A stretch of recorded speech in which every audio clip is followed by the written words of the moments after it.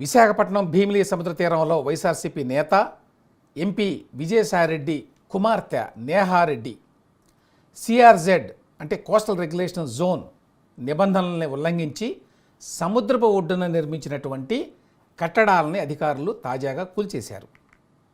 ఆ భీమిలి జోన్ అధికారులతో పాటు జీవీఎంసీ అధికారులు ఈ కూల్చివేతను చేపట్టారు. ఇక్కడ పెద్ద హోటల్ నిర్మించాలని విజయసాయిరెడ్డి కుటుంబం తలపెట్టింది. దీనికోసం నిర్మాణాలని గతంలో ప్రారంభించారు. ఇవాళ ఉదయం 7 గంటల నుంచి ఈ నిర్మాణాలని అధికారులు తొలగించారు జేసీబీలతోటి.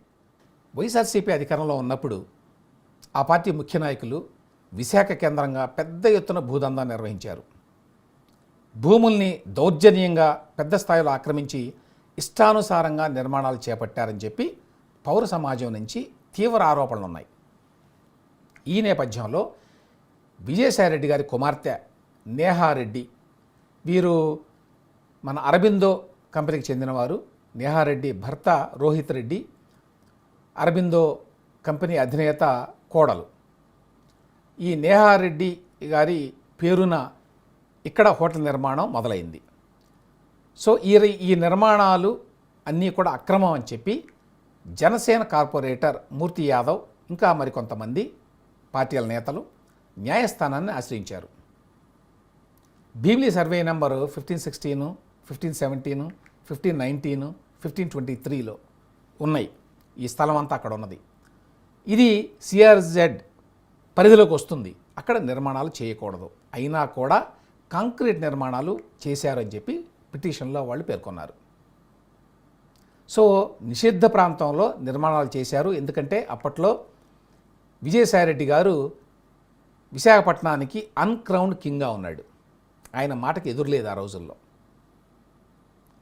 చివరికి జనసేన కార్పొరేటర్ మూర్తి యాదవ్ హైకోర్టులో పిల్లి వేయడంతో అది విచారణకు వచ్చింది.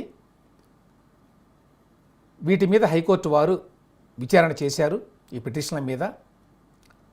సో ఈ తీరంలో నిబంధనలకు విరుద్ధంగా అక్రమ నిర్మాణాలు జరుగుతున్నాయి, ఈ నిర్మాణాలను వెంటనే తొలగించాలి అని చెప్పి హైకోర్టు వారు ఇటీవలే ఉత్తర్వులు జారీ చేశారు. 3 ఎకరాల్లో కడుతున్నారట ఒక హోటల్ని అక్కడ. అంటే అంతర్జాతీయ స్థాయి హోటల్ అన్నమాట. అది లిటరల్గా సముద్రంలో ఉన్నట్టుగానే ఉంది.